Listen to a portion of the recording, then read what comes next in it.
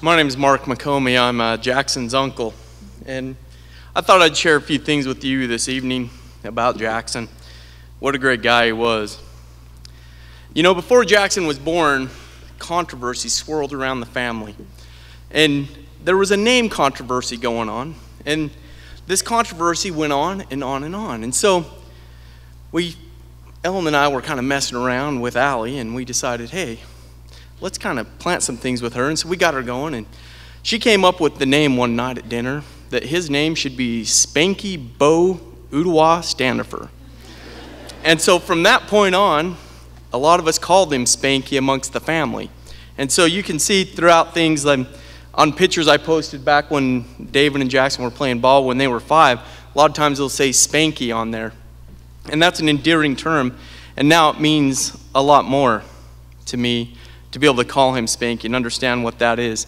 His name was settled as Julian Allen drove off the freeway to the hospital where he was born. And so it came in at the last minute. And Jackson loved to come to parties and gatherings. That was his big thing. And he was so excited. He was always smiling, as everybody said, and always had that look. And no matter what the thing was, he wanted to do it. So one real fond memory I have with him is his grandfather, Buzz Standefer. It was his birthday, and Jackson was so excited, and he always wanted to give you a present. So Jackson went into their house, and he went into their pantry, and he got a bag out, and he said, "Mom, can I make a birthday kit?"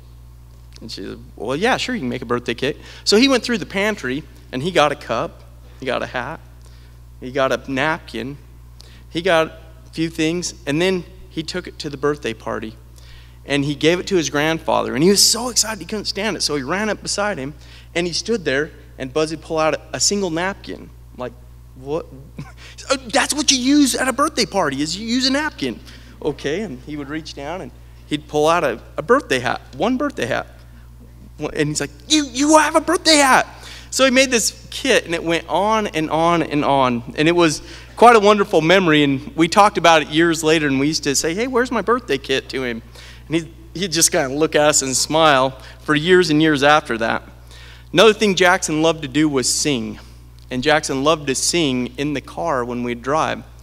And so sometimes you'd hear boom, boom, pow, boom, boom, pow coming on, and Jackson would be back there at full volume screaming the words to the boom, boom, pow.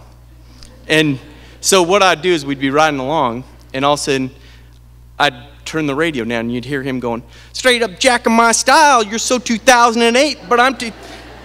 And then he'd go, "Uncle Mark!" And that was one of my favorite things to do to him. If you've ever been on my boat, we like to jam, and so it was really fun to just turn the radio down and listen to him. And then he'd realize he's the only one singing. And he was really fun like that, and that's one of the things that he always was doing. And so he also loved the outdoors, and he loved to come camping. And one time we were up at the farm, and we set up a tent, and we were going to spend the night in the tent. And everybody was excited, and they come driving in, and you could hear him a quarter mile out there scream, "Look at the tent!" Comes down, he's so excited, we're in there, and we're doing our thing, and I don't know who it is, and I'm going to find out, but somebody put a frog on my pillow. And it was either Allie or Jackson, and I'm not sure which one. But I'm sure it's going to be Jackson now, since Allie's got it out. And so it was a lot of fun. The main thing, he was always fun, except when he was hangry. And there's times he got hangry. So one time he was at Barbie and Buzz's house, and they asked him what he'd like for dinner, and he was really hungry, and he said, they talked about it, and he wanted a pizza with pepperoni on it. So they said, okay, and they ordered a pizza with pepperoni on it. When it arrived, he had gotten more hangry in the meantime. So they open up his pizza, and he looks at it, and he says, "Pepperoni, I hate pepperoni." And it was like, well, you're the one that chose the pepperoni. Yeah. And he would do this from time to time, and there's a famous incident, and it has a name. It's called the I Hate Chicken incident. Let me explain what the I Hate Chicken incident is. Jackson was with his family, and they were trying to figure out what to eat one night. And so they'd gone through the list. Would you like a Subway sandwich? No, I hate Subway. Well, would you like this? Would you like Crystal? Would you like to go home and eat a sandwich? Would you like... Everything they said, he hated it. And so the culmination of this, they were trying to get him to eat some chicken fingers. And he hated it so bad, he started screaming, I hate chicken! I hate chicken! And I was like, duh, Jackson, nobody hates chicken. You can't hate chicken. And so we have always teased him about the chicken incident, about I hate chicken. So I want you to remember that I hate chicken term. And so I'm going to come back to a story. I was in Germany about 3 weeks ago, and I was in a shop, and my daughter collects nutcrackers.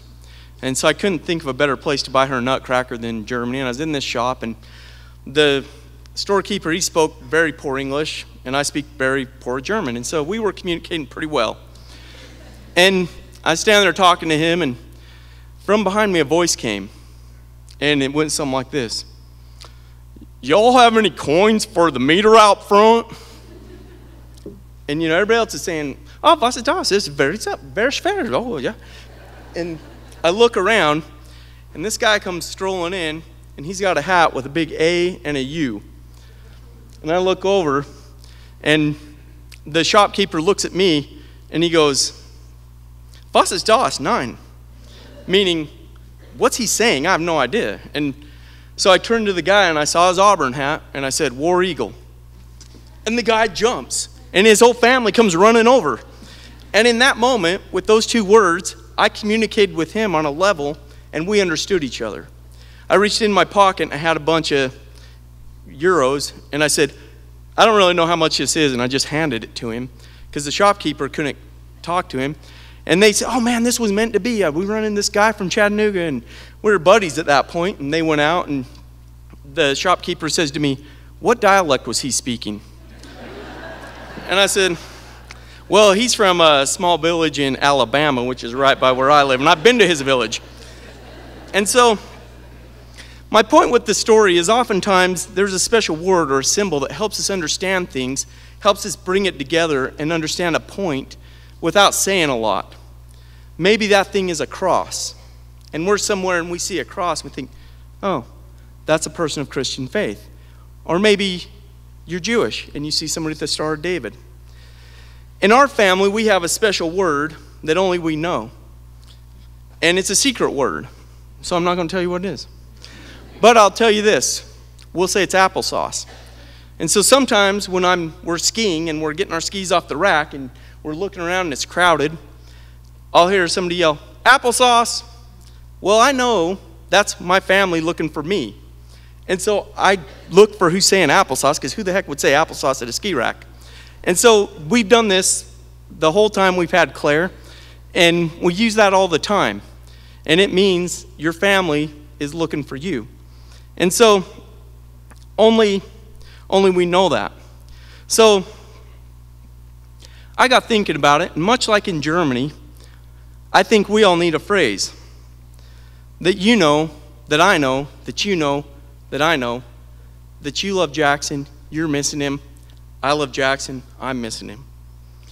We need a concise phrase that's a few words that would help us. And so when a man walked into the store in Germany, he had on a hat that was Auburn. I have on a hat that says, I hate chicken. And so, what does I hate chicken mean? It means I love Jackson. It means I miss Jackson. It means Jackson was my pal. I hope to see Jackson again one day. I know I will. And I hope you guys will embrace this with me. So, I would like everybody that misses Jackson, that wishes he was here, to join me and say, I hate chicken. I hate chicken. I hate chicken too.